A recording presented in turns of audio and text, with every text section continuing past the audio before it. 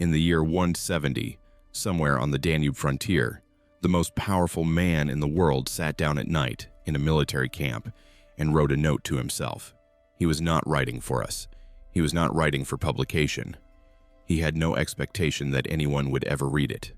He was a Roman emperor at war, exhausted, and he was trying, privately, in Greek, the language he reserved for philosophy, to remember how to live. We call the collection of those notes the Meditations. Marcus Aurelius never gave it a title, because he never imagined it as a book, and yet 1800 years later it is still in print, in every major language, read by soldiers and CEOs and prisoners and students who have never read another word of philosophy. I want to spend a few minutes on the question of why, not whether Stoicism is correct as a system. That is a different and longer conversation. But why this particular private notebook, written by a man who expected it to be burned with his other effects, has outlived almost everything else the Roman Empire produced. Start with what the book is not. It is not a treatise. It does not argue. It does not try to convince you of anything. There is no system in it, no progression of chapters, no thesis defended against objections. It repeats itself constantly. Marcus tells himself the same handful of things over and over for 12 books because he keeps forgetting them, the way we all keep forgetting the few things we actually know. That repetition, which would be a flaw in a work of philosophy, is exactly what makes it feel true. You are not reading an argument. You are watching a mind talk to itself at the edge of its endurance, and largely failing to take its own advice, and trying again the next night anyway. Consider the first book. It is unlike anything else in ancient literature. It is simply a list of people Marcus is grateful to and what he learned from each one. From his grandfather, good character and the avoidance of bad temper. From his mother, generosity and a simple way of living far removed from the habits of the rich. From a teacher not to take sides at the chariot races. From another to write letters simply. It goes on like this for pages. It is the least imperial document imaginable. The man who could have anything chose to begin his private notebook by carefully accounting for his debts to other people, most of them obscure, none of them powerful. There is no theory of gratitude here. There is just the practice of it, performed once, on paper, by someone who evidently found it steadying. This is the first reason the book survives. It is not telling you what to think. It is showing you a method, and the method is older and stranger than the philosophy attached to it. The method is pay attention on purpose to what is actually in front of you, including the parts you would rather not see. The Stoics had a technical term for it. They called it Prosochē, attention. Marcus practices it relentlessly and badly, which is to say, humanly. He notices the food on his plate and reminds himself it is the corpse of a fish, the corpse of a bird. He notices imperial purple and reminds himself it is wool dipped in shellfish blood. This is not cynicism. It is the opposite.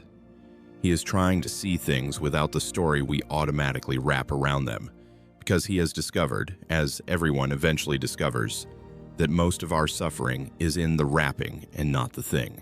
Here is a passage. You have power over your mind, not outside events. Realize this, and you will find strength. It is the single most quoted line in the book, printed on coffee mugs, and like most things that end up on coffee mugs, it has been worn smooth until it sounds like a slogan.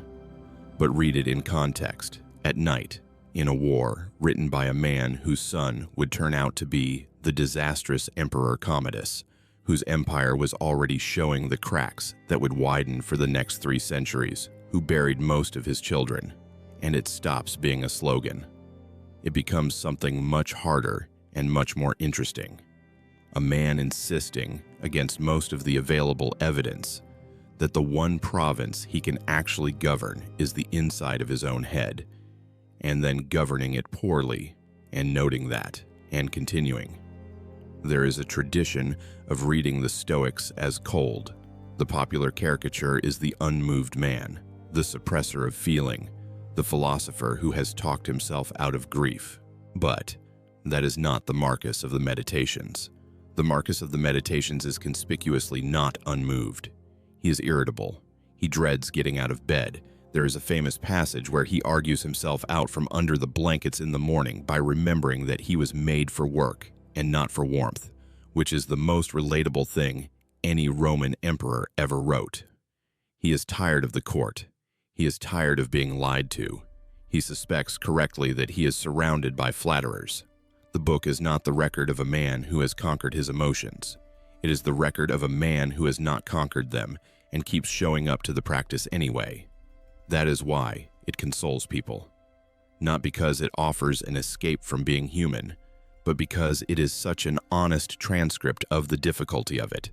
Kenneth Clark in Civilization made a remark about the great works that have survived, that they survive not because they are perfect, but because they carry, across centuries, the unmistakable signal of a real mind that was really there.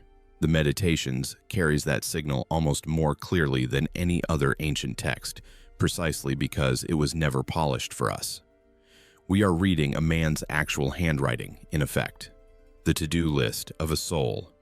There's a deeper question under all of this, and it is the one I think actually explains the book's strange immortality.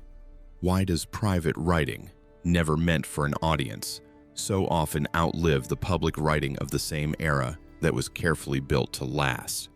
The orations of Marcus's contemporaries, designed for the ages, are read today by perhaps a few hundred specialists. The notebook he expected to be thrown away is read by millions. There is a principle here worth naming. Work made to impress an audience ages at the speed of its audience's taste. Work made to clarify one's own mind for one's own use ages much more slowly because the problem it is solving, how to be a person today under these specific unsatisfactory conditions, does not change very much. The conditions change. The frontier moves. The empire's name changes. But the problem of waking up reluctant, of being lied to, of wanting to be better than your temper, of having power over very little and trying to use it well, that problem is essentially the same in a tent on the Danube and on a commuter train in 2026. This is what Segruè understood about teaching the canon, and what Clark understood about showing it on television. You do not preserve these things by treating them as monuments. You preserve them by noticing that they are still, improbably, useful. The Meditations is not a museum piece. It is a working instrument that happens to be 18 centuries old, like a Roman aqueduct that still, in a few places, carries water. I'm not going to end by telling you to read it. That would be the wrong register.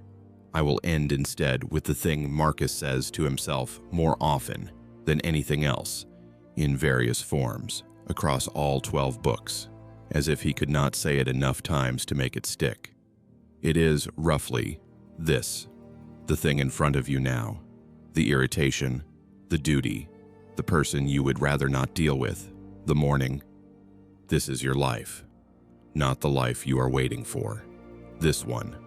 Attend to it. He did not manage it mostly.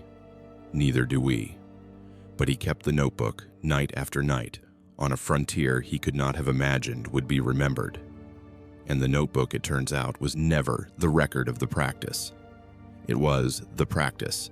That is the whole teaching, and it is why, 1800 years later, we are still reading a private man's note to himself and finding that it reads like it was also addressed to us.